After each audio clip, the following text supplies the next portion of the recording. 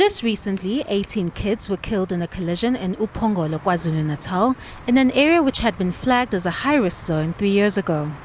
Government leaders only arrived in the area a few days later.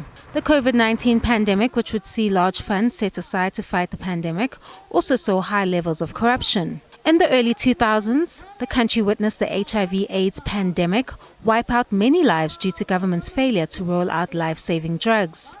Numerous abandoned mines still exist, leaving many exposed to the risks of illegal mining. This is what people I think are missing when they analyze the Constitution.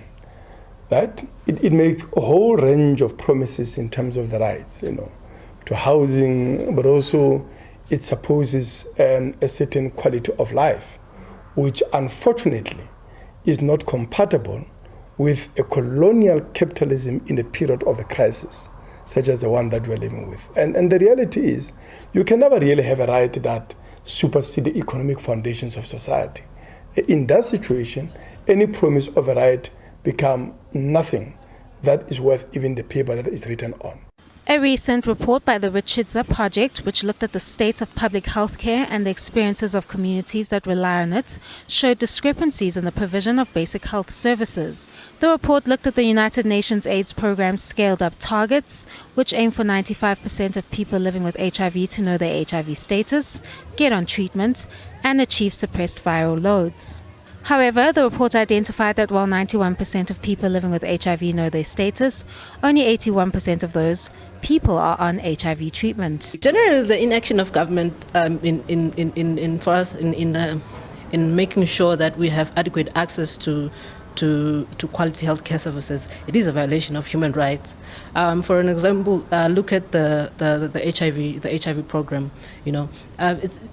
It's been very, very difficult to manage HIV under the current situation because we are faced by different service quality issues.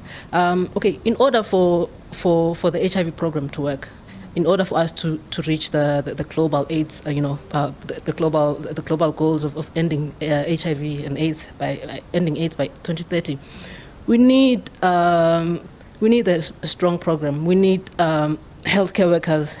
Inadequate healthcare workers. We need consistent supply of HIV medication. We need clinics. Our clinics to be okay, to be functional, the conditions. But then we are getting the exact opposite.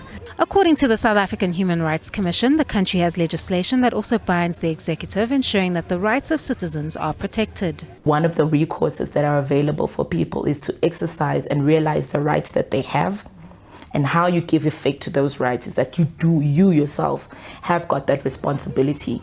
While authorities have a responsibility, citizens can also make their voices heard, either through activism or the ballot paper. Canny Maphanga, SABC News, Johannesburg.